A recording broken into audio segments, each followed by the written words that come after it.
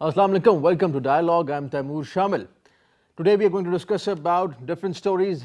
Pakistan's 22nd Prime Minister has taken oath today. Imran Khan is the new Prime Minister in Pakistan, and Pakistan is hopeful for a bright future.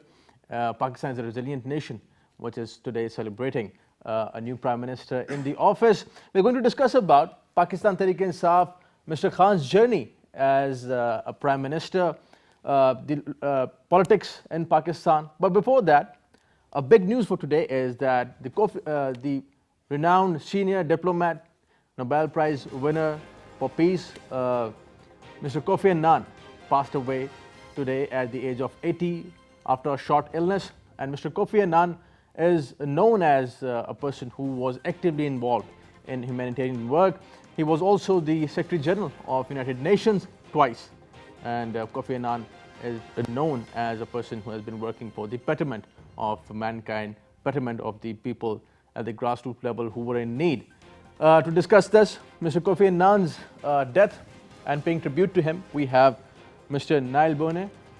He's a resident coordinator and humanitarian coordinator for United Nations in Pakistan.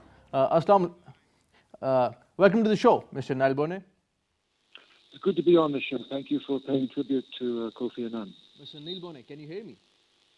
I can hear you a little bit quiet, but I can hear you, yes. Yeah. Welcome to the show. Talking about Mr. Kofi Annan, he passed away today, a renowned senior diplomat, a person who was working for the betterment of the people, 2 times the Secretary General of United Nations.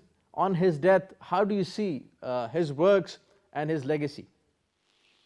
Well, I think Kofi Annan very much epitomized what the UN is about. I mean, he lived the values of the UN. He cared about people. He was compassionate. He was truly a world citizen. He gave his life for building peace. He himself was not a Secretary General who was brought in from outside. He was one who actually worked his way up through the ranks. So he knew on the ground the troubles people face. He knew on the ground what the UN could do. He knew what the limitations were. So he was very committed, in fact, to breaking those limitations. He tried to push a UN reform, a very ambitious one. Elements of it went through. Other elements, such as Security Council reform, he didn't manage to get through. But at the same time, I mean, his commitment didn't just stop when he ended being Secretary General. He also founded the Elders, which brought together people such as Nelson Mandela and Mary Robinson, experienced statespeople to solve issues. And he also founded the Kofi Annan Foundation, which he was working on till very, very recently. So he committed his life really for what the UN stands about, which... Right, and what do you think? What kind of standards has Mr. Kofi Annan set for the people who are working in the humanitarian sector, in the development sector, for education and peace? Mr. Kofi Annan setting as standards, how do you see that? Well, he set the standard. I mean, the current Secretary General called him a global force for good, essentially. What was the exact word? A guiding force for good.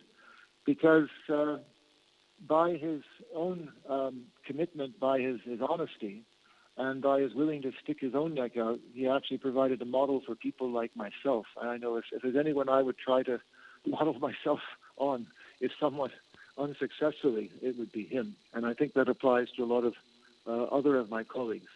There's a lot of affection and respect for him. Right.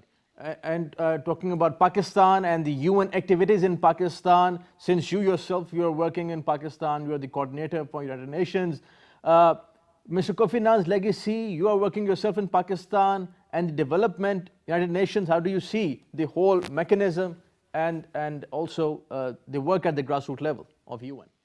Yeah, well, I think one of the most important roles of the United Nations is to stand side by side with countries when they face a crisis. And when the earthquake hit Pakistan in 2005 and tens of thousands of people died, I mean, Kofi Annan was leading the UN at that time, and he came here. He mobilized the United Nations. He mobilized the international community to work under the leadership of the Pakistan government. And despite all the tragedy that happened there, despite problems people still face, when we look around the world at what disasters were responded to well and where there was international cooperation, that particular earthquake is used as one of the best examples of responding to people's needs and international cooperation working. I think that was partly because he took the United Nations in leading that. Mr. Neil Buhne, thank you for being with us. Thank you for your time. That was Mr. Neil Buhne with us. He is the resident coordinator and humanitarian coordinator, United Nations in Pakistan. We are going to take a break, and after the break, we are going to discuss about the 22nd Prime Minister of the Islamic Republic of Pakistan, Mr. Imran Khan, his 22 years of struggle, and the future of Pakistani politics and also the foreign policy. After this break, stay with us.